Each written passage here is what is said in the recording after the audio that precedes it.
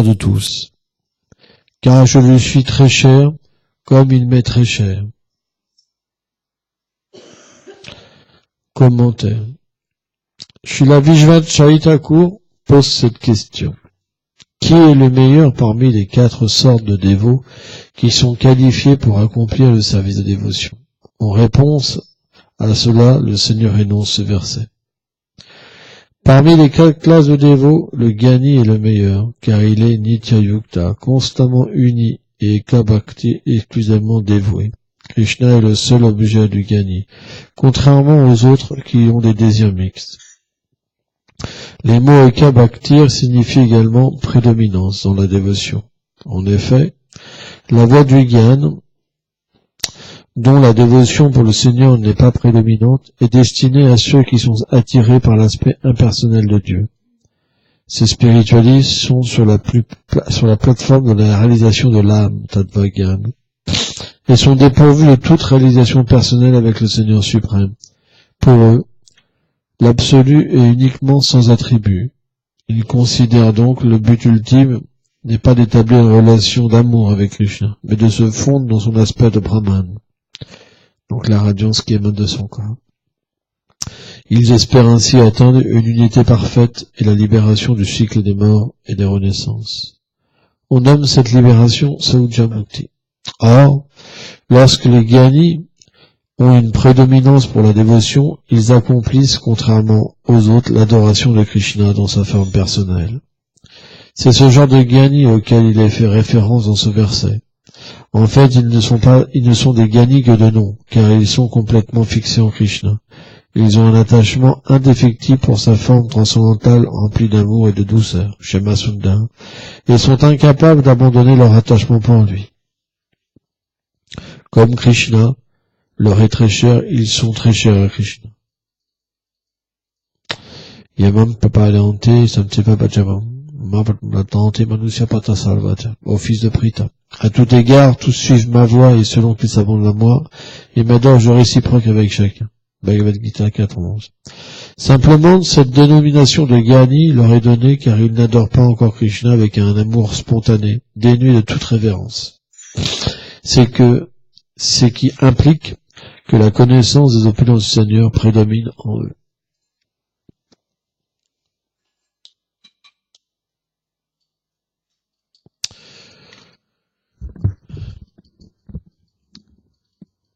Donc Krishna, il explique Chato Bhuja Bhajantema, Ejuna, Artagyasya, Artagyasya, Arto, Yasvatati Ganyasha, Batasha, Shubhuja Bhajantema, Ejuna, Arto, Yasvatati Gani, Shabatasha. Il y a 4 sortes d'êtres qui viennent à lui. Arta, les malheureux, Gigarasu, Talti, les curieux, ceux qui cherchent la richesse, et les Gyani, ceux qui veulent comprendre leur réalité.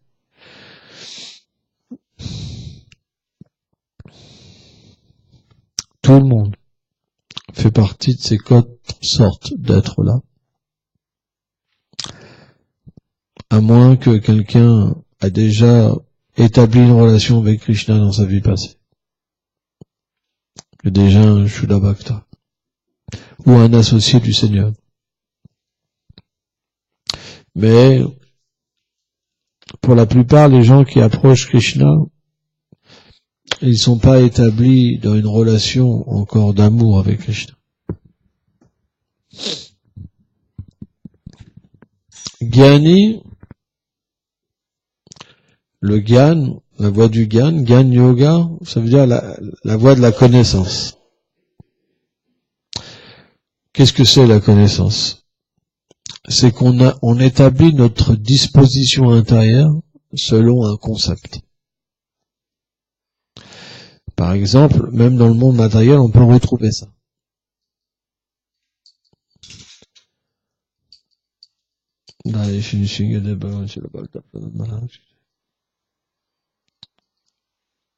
Prenons un exemple. Nous allons dans un pays. Il y a des lois. Pour être accepté dans un pays, on doit accepter les lois. Et respecter le pays. Si vous venez dans un pays, mais vous détestez le pays, et que vous voulez pas suivre les voies, à un moment, vous vous faites expulser. Vrai ou pas? Et même là, en ce moment, on est en France, on est identifié en tant que Français et en tant que des lois. Pour nous, la vie, c'est les lois du pays. On serait dans un autre pays, on devrait accepter notre façon de vivre. La vie en France, c'est comme ça, comme ça, comme ça, comme ça, et tout le monde, plus ou moins, même si chacun peut faire un petit peu ses lois, chez lui, tout le monde vit pareil, plus ou moins. On est bien d'accord. Vous allez aux États-Unis, par exemple, là, en France, tout le monde mange en famille. Aux États-Unis, c'est pas du tout comme ça, chacun mange quand il veut, etc. Pareil. Donc, cette connaissance nous donne une disposition intérieure. De la même manière, la voie du Gyan, elle est liée à l'âme. Et cette disposition, la première, c'est que je ne suis pas ce corps. Je ne suis pas ce corps. J'ai rien à voir avec ces relations avec enfants, amis, parents, maison, état, argent. Tout ça, c'est l'illusion. C'est l'ignorance. Avidya Shakti, c'est l'énergie d'ignorance qui me fait penser que je suis comme ça. Ça, c'est la voie de la connaissance. Donc la disposition qu'on a, c'est aller vers la transcendance, la réalisation spirituelle. La voie du karma, c'est complètement différent. La voie du karma, c'est qu'on pense je suis ce corps. Et on établit une relation avec Dieu pour le corps. Pour maintenir ma famille, mes enfants, etc.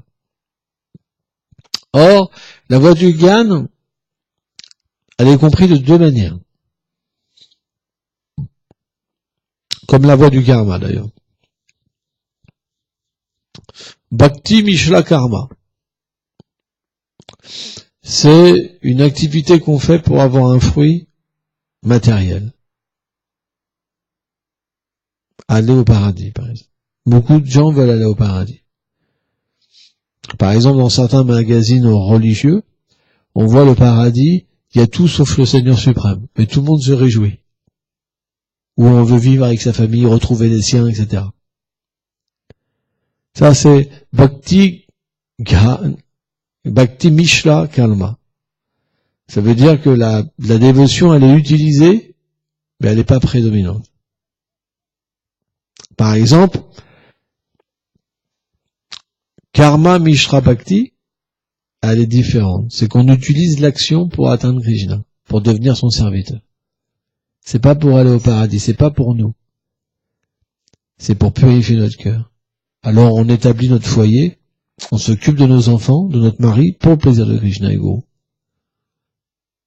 Quand c'est Bhakti Mishra Karma, c'est qu'on accepte Dieu pour être heureux. Mais quand on comprend que c'est absurde, et qu'il faut agir pour le plaisir de Guru et Krishna, utiliser les choses pour se purifier notre cœur, alors ça devient Karma Mishra Bhakti. Ce qu'on appelle Nishkama Karma Yoga, l'action désintéressée. Et cette action désintéressée, elle permet de purifier le cœur. Or, quand le cœur est purifié, qu'est-ce qu'on réalise? On réalise quoi? Qu'on n'est pas ce corps. La conception que je suis une femme ou un homme disparaît. Et là, à ce moment-là, selon la disposition de la connaissance qu'on a reçue, on peut avoir deux attitudes. Soit être attiré par l'aspect impersonnel de Dieu, soit comprendre que le Seigneur a une personne. Les plus fortunés, selon Haridas Thakur, ils peuvent concevoir que Dieu est une personne et qu'on a une relation éternelle avec lui. C'est les plus fortunés. L'autre sorte de Gyani, ils acceptent la Bhakti comme Bhakti Mishra Gyan. C'est une Bhakti pour se fondre dans l'effusion du Seigneur suprême. Alors que l'autre sorte, ils acceptent Gyana Mishra Bhakti, la connaissance du Seigneur suprême pour atteindre une relation éternelle avec lui. mais c'est pas encore des purs dévots. Bien qu'ils soient détachés complètement de la matière et attachés à Krishna, ils n'ont pas encore reçu la miséricorde de pouvoir voir le Seigneur comme leur objet d'amour, de douceur. Ça veut dire qu'ils perçoivent ces opulences. Quand ils prient, ils disent en premier « Oh Seigneur ». Vous comprenez? C'est pas qu'ils vont courir après Krishna, comme les pâtres, et vouloir le toucher, ou comme un Yashoda, vouloir lui tirer les oreilles, ou comme ses bien-aimés, vouloir l'embrasser. Non. Le Bhakta qui est sur la plateforme du Gyan, il est comme dans Shanta. Il voit les opulences du Seigneur, il y a une retenue, mais il comprend qu'il y a plus loin. Il aspire à ça. Donc il est complètement abandonné à Krishna. Il vit que pour Krishna. Krishna dit, cette personne-là, elle m'est aussi chère que moi-même. C'est là où Krishna énonce ce verset de la Bhagavad Gita, où il dit que cette personne-là, elle est aussi chère que moi-même. Égale. Puisqu'il vit pour moi, je vis pour lui. Il peut pas délaisser ma dévotion. Je peux pas le délaisser, mon dévot. Il peut pas faire autre chose. Si on lui demande d'arrêter de servir Krishna, il peut pas. Il me vaut la mort. Pour lui, être même un instant avec des matérialistes, c'est comme la souffrance.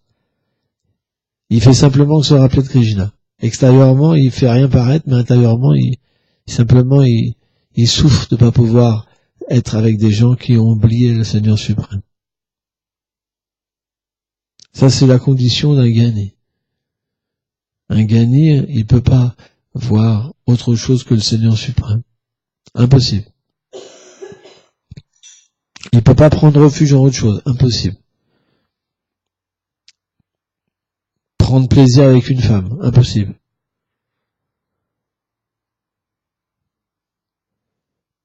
Être attiré par l'argent. Impossible. La seule chose qui lui plaît, c'est d'adorer le Seigneur suprême, Krishna. Et il pleure pour qu'un jour, il puisse atteindre la relation éternelle avec Krishna. Il faut au moins être sur cette plateforme. L'autre plateforme, c'est plus dangereux. Ceux qui sont des malheureux, ils approchent Krishna pour être heureux. Mais si le bonheur vient pas, qu'est-ce qu'ils font? Alors ils doutent. Ils ont des désirs. Ils approchent Krishna avec des désirs. Si vous approchez Krishna avec des désirs, vous n'êtes pas sûr de rester. Bien sûr, ces désirs peuvent se purifier. Akama, kama, mokshakama, udayade, trivina bhakti yogina. Il y a un verset du Srimad Bhagavatam qui explique que Akama Savakamova. Mokshakama Udayade. Que l'on soit sans désir, Akama, ou on soit plein de désir, Akama. On doit adorer le Seigneur suprême. Parce que ultimement, le but sera atteint par les deux. Mais, celui qui n'a pas de désir, le succès, naturellement, viendra. Qu'est-ce que ça veut dire, pas de désir? Ça veut dire pas de désir non plus pour la position. Krishna lui donnera l'intelligence. Dans ce monde, c'est pas possible de pas faire d'erreurs. Mais au fur et à mesure qu'il fait des erreurs, au fur et à mesure il est instruit par le Seigneur, et sa connaissance devient de plus en plus profonde. Au point que quand il commence à comprendre la position supra-excellente des Vaishnavas, et qu'il commence à avoir foi dans les Vaishnavas, parce que la foi dans les Vaishnavas, c'est pas si facile que ça. La véritable foi, c'est une vision interne du plan transcendantal dans lequel les Vaishnavas sont situés. C'est pas simplement un Gurudev, je l'aime, etc. et que j'offense tous les autres gourous. Ah, c'est le meilleur, les autres, lui j'aime moins. il a une cravate rouge, l'autre il a une cravate... on porte pas de cravate, mais c'est une façon de parler. Non, non. Celui qui a une réalisation interne du goût. Son attachement, il est différent. Il n'est pas juste sentimental. Parce qu'il voit avec le mental. Hein? Il voit avec l'âme. Il a vu avec l'âme la réalité. À partir de là, automatiquement, il y a un profond respect envers le maître spirituel et une profonde réalisation que sans la grâce d'un Vaishnava, on ne peut pas atteindre Vishnu. C'est pour ça qu'un Gyani, sa compréhension, c'est la miséricorde d'un Vaishnava. C'est pour ça un Vaishnava, il a un autre Vaishnava dans son cœur. Krishna l'amènera à comprendre. Le détachement du monde matériel, l'attachement à Krishna, ça veut dire qu'un Vaishnava viendra dans notre cœur. Un jour, ça viendra. C'est très élevé. Hein. C'est plus élevé même que d'avoir Radha et Krishna dans son cœur. C'est tellement rare. Parce que quand l'amour pour un Vaishnava se manifeste, alors la fleur du Saint-Nom s'ouvre à nous. Qu'est-ce que le résultat de la fleur du Saint-Nom? L'odeur du Saint-Nom, le parfum. Je vois des dévots, ils marquent Namaruchi, par exemple. Est-ce que juste Namaruchi, c'est juste chanter dans la rue et danser? Non. Là, on parle de quelque chose d'extraordinaire. On parle que cette miséricorde d'un Vaishnava, elle fait que le Saint-Nom,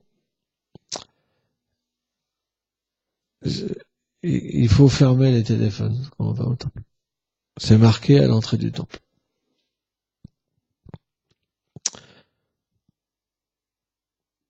On est bien réveillé, on n'a pas besoin de réveiller.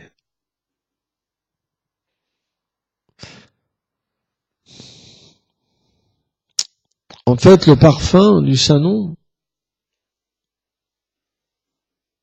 ça ouvre le cœur, ça ouvre les oreilles. Srila Goswami, il prend l'exemple quand ce parfum se manifeste, alors c'est comme si on voulait avoir des millions d'oreilles, des milliers d'oreilles, des centaines d'oreilles, qui ont une capacité illimitée d'absorber. Parce que le parfum, quand ce parfum-là se commence à se dégager, le mental, il peut plus errer. L'intelligence, elle peut plus penser. L'âme devient attirée. Et automatiquement, on peut plus être plus fixe dans notre champ. Et naturellement, qu'est-ce qui se passe?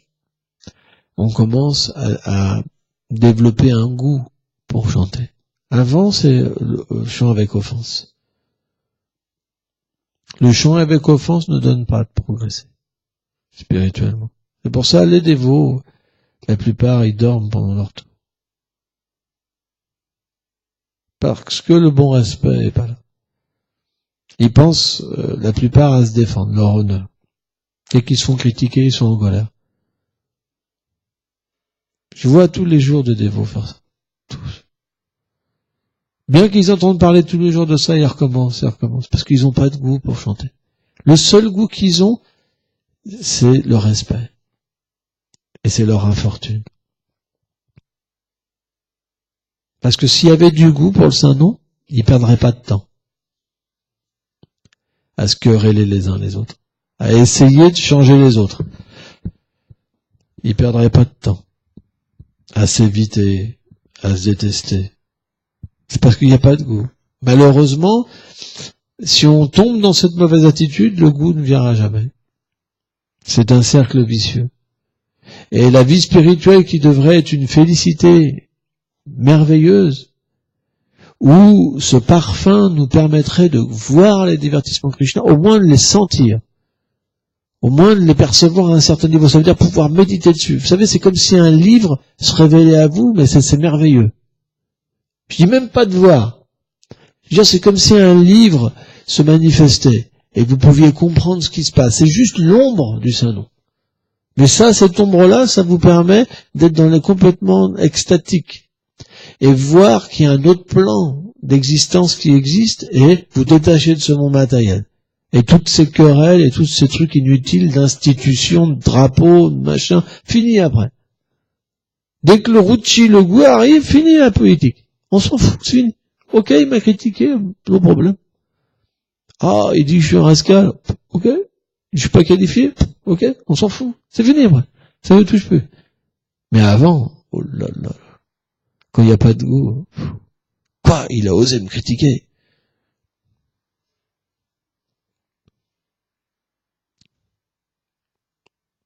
Il a une meilleure place que moi. Ah, c'est ça, hein. On peut pas avoir la miséricorde, hein. C'est juste de la haine.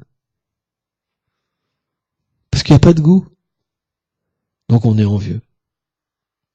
Et en plus, on est envieux même de gens qui n'ont pas de goût. On pense qu'ils ont plus de goût que nous, alors qu'ils n'ont pas forcément plus de goût. On n'a pas la possibilité de voir qui est qui. Vous comprenez?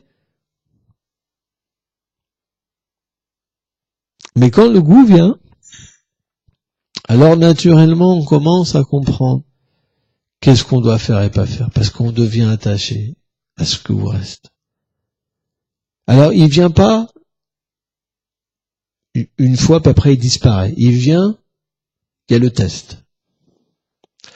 Le Namaruchi, il vient de temps en temps, comme ça au début, parce qu'on a une disposition meilleure, dû à une bonne association avec un pur dévot, etc.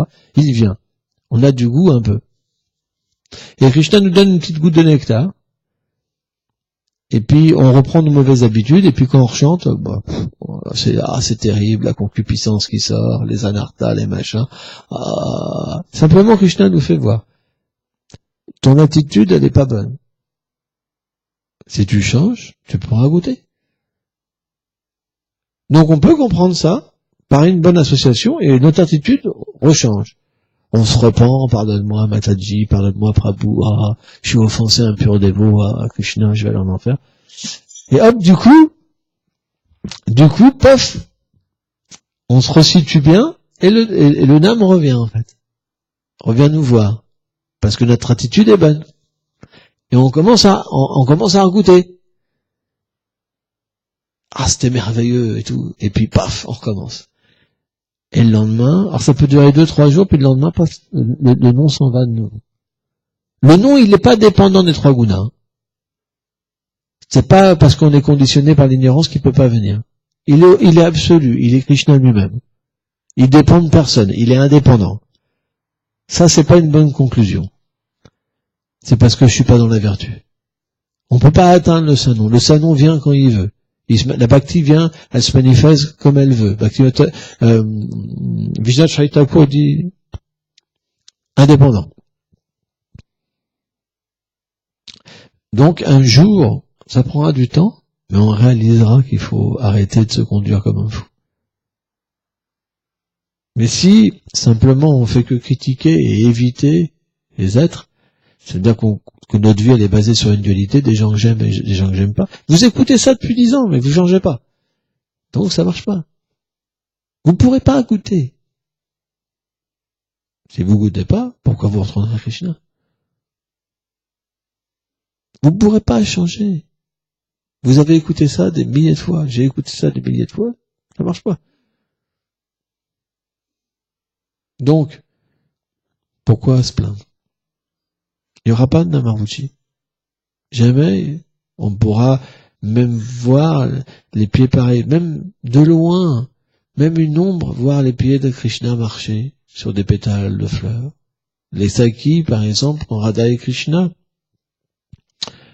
quittent les kunj et qui vont, par exemple, prendre le bain en Radha Kund, les Sakis mettent les pétales de fleurs, elles font des arrangements floraux merveilleux, tu vois.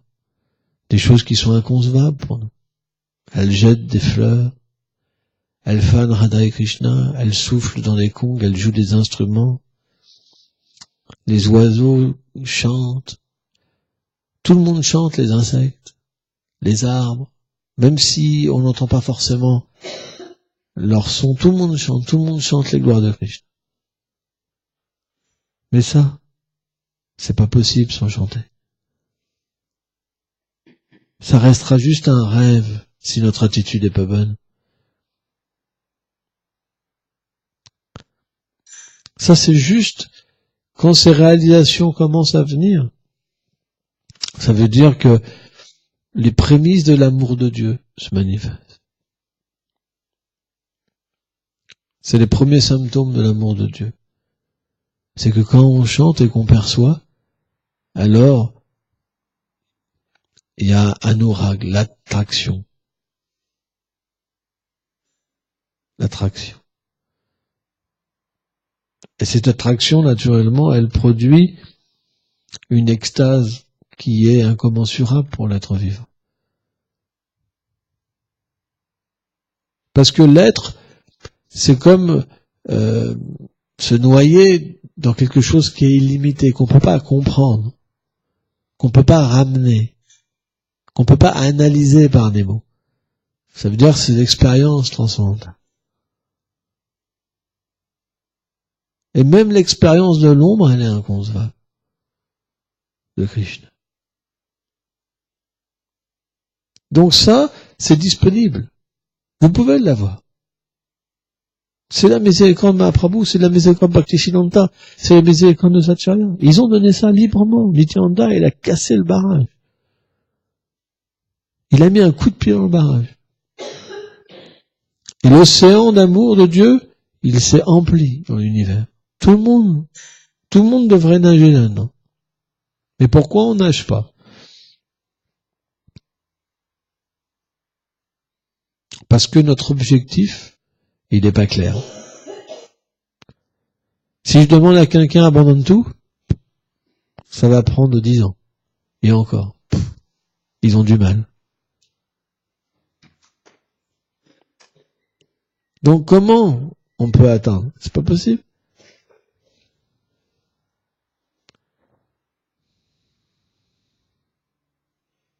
Et à la fois c'est possible.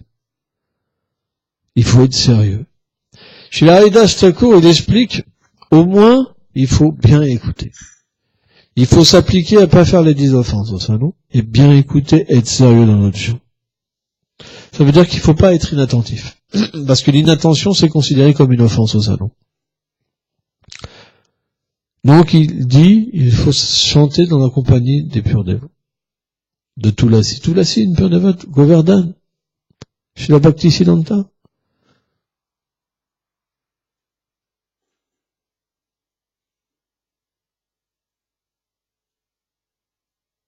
Et il faut chanter sur le refuge des Vaishnavas.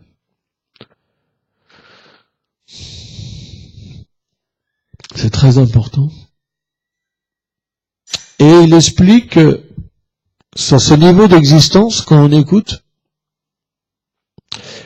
l'effet du chant va apporter anurag, l'attirance. Ça veut dire que le chant, si on est sérieux et qu'on écoute avec comme un mendiant, on a parlé beaucoup de la méditation sur les attitudes des Vaishnavas, comme Bhaktivedanta Thakur, comme Narottam Das Thakur.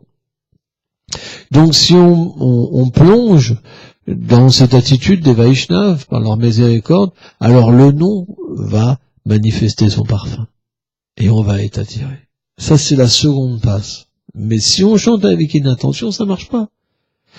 Haridas Thakur dit, vous pouvez chanter des tonnes de tours. Mais si c'est pas fait sérieusement, ça porte pas des fruits. Et même pendant des milliers de vies. Que dire de chanter 16 petits tours? C'est insignifiant.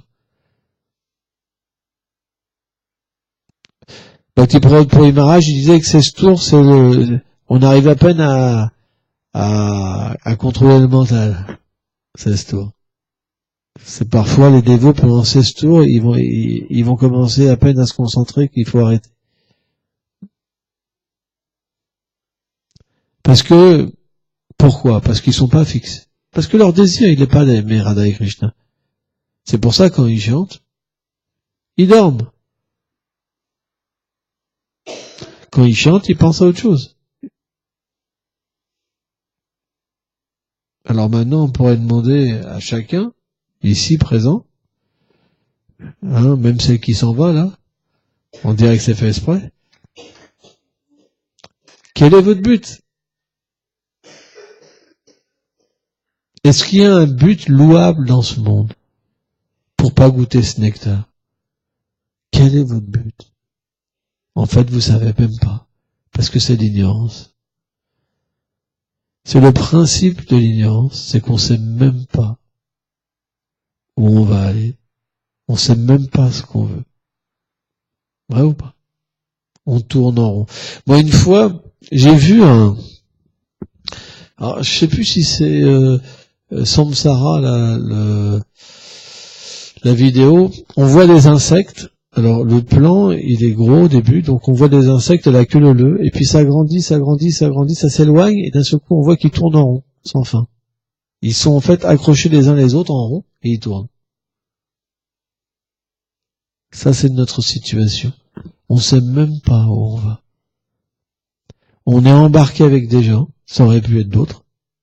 On est bien d'accord. Et on se bat pour essayer de trouver le bonheur. Très difficile. C'est vrai. Mais finalement, si on a un petit peu d'intelligence,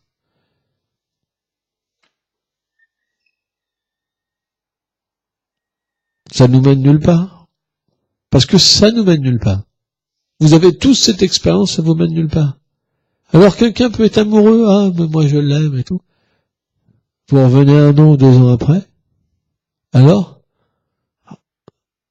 ça a été terrible. Il est terrible, c'est un monstre. Vous comprenez? Personne ne peut nous apporter la plénitude. Impossible. À un moment, il y aura l'échec. On verra que c'est limité, tout est limité. Et on se contentera de ce qu'il y a. Juste de petits restes. Comme des restes. Amers.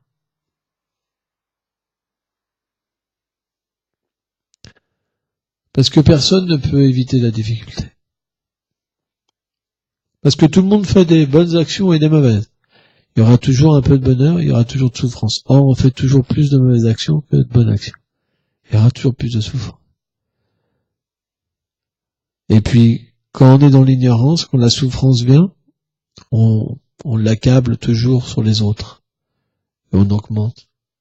On augmente. C'est pour ça, on devrait penser à progresser spirituellement.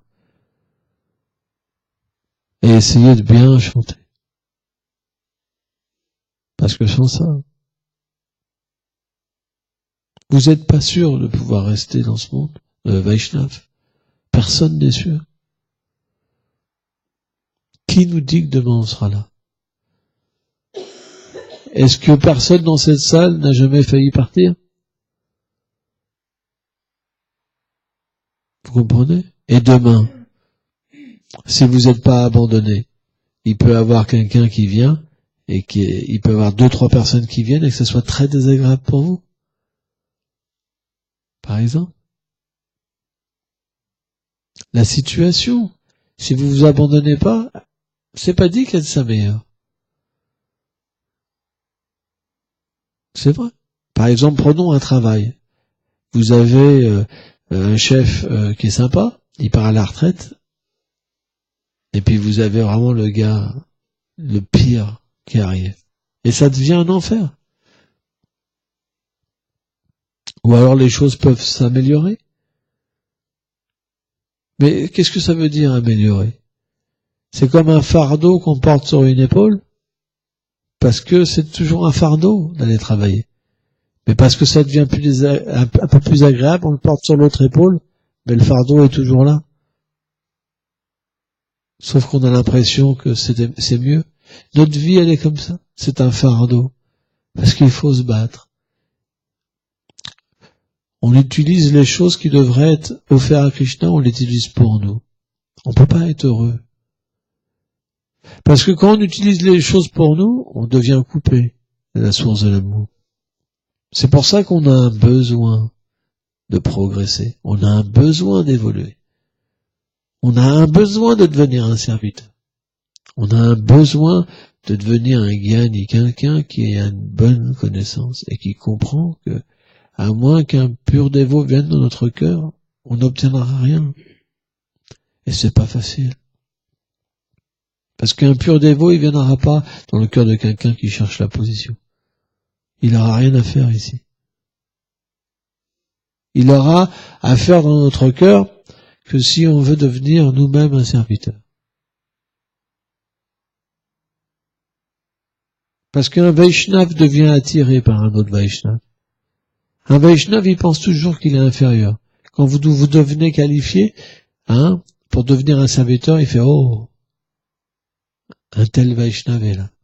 Et alors, il désire même l'association de ses disciples.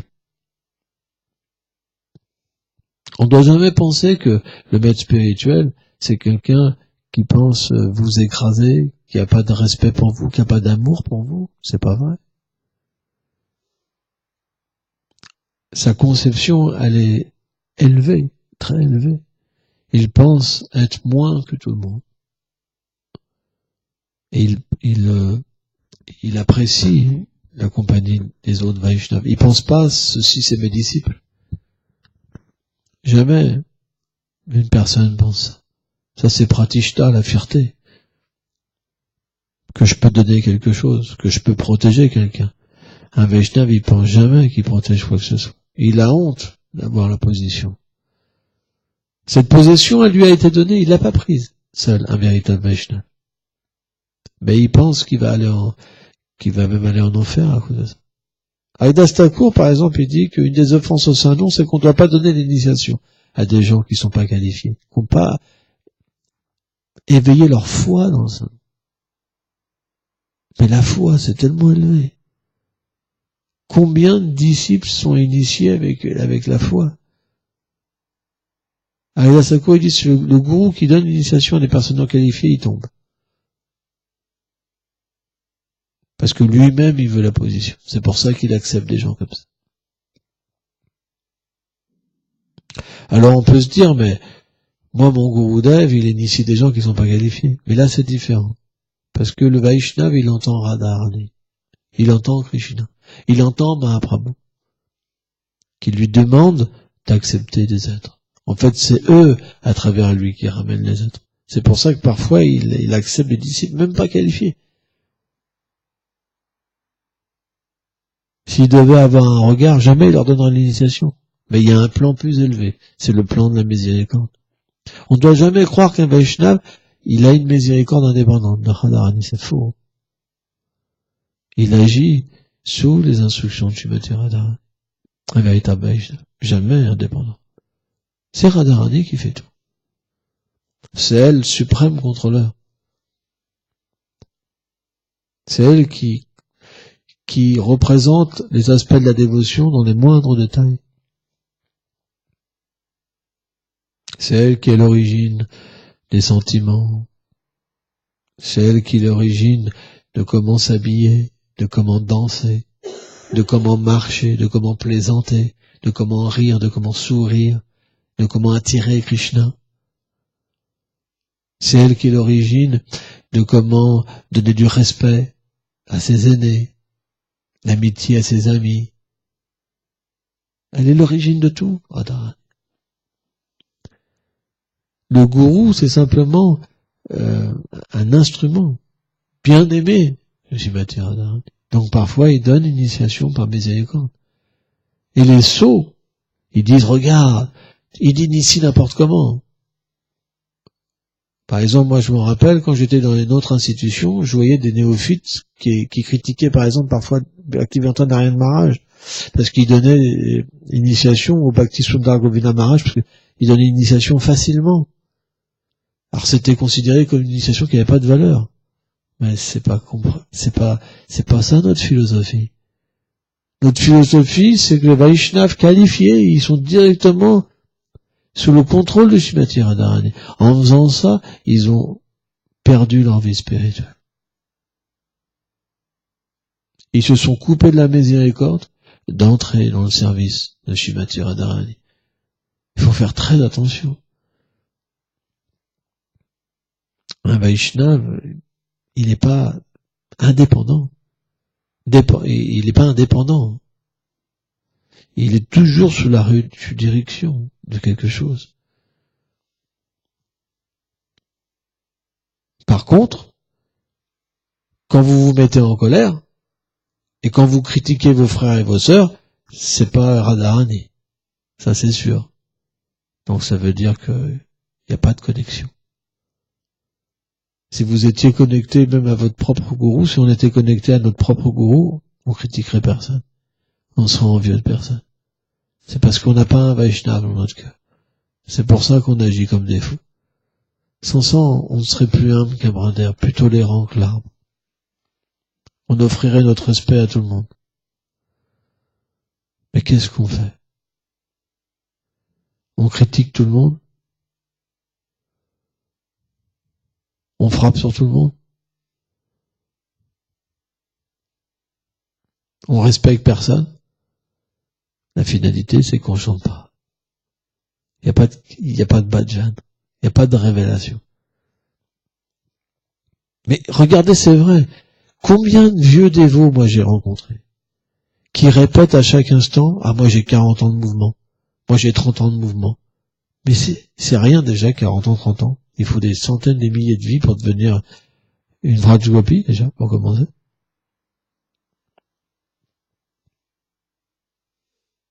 Mais tout ce qu'on aura gagné, c'est quoi le pratishta, le badge? Je suis un vieux dévot. Mais c'est pas ça, un dévot.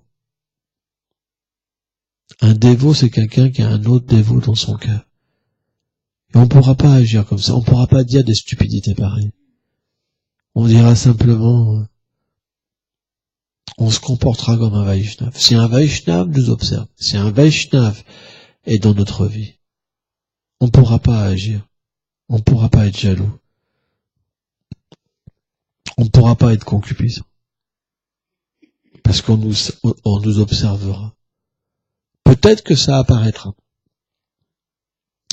Mais ça pourra pas nous adombrer, nous posséder. Parce que le Vaishnava est là. Et le Vaishnava est très puissant. Et il nous empêche de dormir. Et il nous empêche d'être dans l'ignorance. D'être recouvert.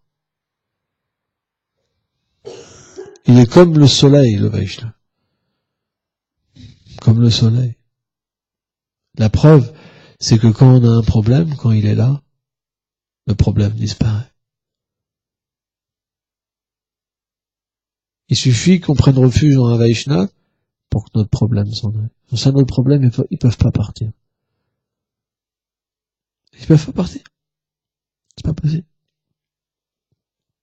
C'est pour ça que l'association des sadhus, c'est le seul moyen, selon Haridas Thakur, pour arrêter d'offenser le Saint-Nom. Mais si vous commencez à avoir des yeux matériels, parce que vous êtes trop associé qu'un sadhu, vous commencez à le voir comme votre ami, alors tout est gâché encore plus. On doit toujours avoir un respect. Le maître spirituel n'est pas notre ami. Vous pouvez pas penser comme ça, c'est pas possible. À un haut niveau, quand vous serez dans un corps transcendantal, vous pourrez. Mais tant qu'on n'a pas atteint cette condition-là, on ne peut pas considérer le maître spirituel sur une plateforme d'intimité. Vishvambar Guru Seva. Ça, c'est pas possible. Il faut un grand respect. On considère le maître spirituel, le gourou, comme le représentant du Seigneur suprême. S'il y a de l'amitié, vous allez commettre des erreurs. Et le résultat de l'erreur, c'est que vous souffrirez parce que la dévotion apparaîtra pas dans votre cœur. Vous pourrez dire, ah, moi, j'aime mon gourou. Mais ça, c'est pas l'amour pour le gourou. L'amour de gourou, ça veut dire faire sa volonté. Et sa volonté, c'est bhajan. On chante sans offense. C'est ça que veut notre gourou. Parce que si on chante sans offense, l'amour de Dieu vient, et alors on peut aider les êtres. Comment on peut aider les êtres si on n'est pas libéré? C'est pas possible.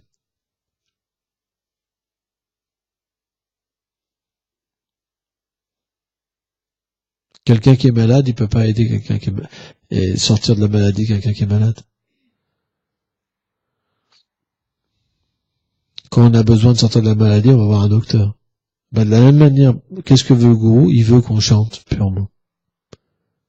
Et le disciple, quand il reçoit l'association d'un maître spirituel, quand il reçoit le gourou dans le cœur, il reçoit le chant des saints noms. Il reçoit cette impression à l'intérieur de lui qu'il faut qu'il chante purement. C'est son but. Il comprend qu'à partir de là, quand le chant sera pur, tout se manifestera. Il pourra devenir un authentique serviteur et servir les désirs de Chaitanya Mahaprabhu, qui est de répandre la miséricorde. Mais il faut la pureté. Si vous donnez, comment dire, alors c'est une bonne chose, prêcher. Par exemple, Bhaktivedanta Swami Maharaj nous a demandé de prêcher. Parce qu'il a vu que les Occidentaux ne pouvaient pas accomplir le bhajan. Donc il les a engagés dans la prédication. Nishkama Kama Yoga, pour purifier le cœur. Mais son but, c'était qu'on puisse s'absorber dans le bhajan. Parce qu'ultimement, il y en a qui ont vendu des millions de livres et qui sont plus dévots aujourd'hui. Il y en a plus d'un. Hein. Il y en a beaucoup. Hein. Mais ceux qui ont accompli un bon bhajan, ce sont devenus des purs dévots. Eux, la matière peut plus les attraper. Vous comprenez? Bon, on va s'arrêter là.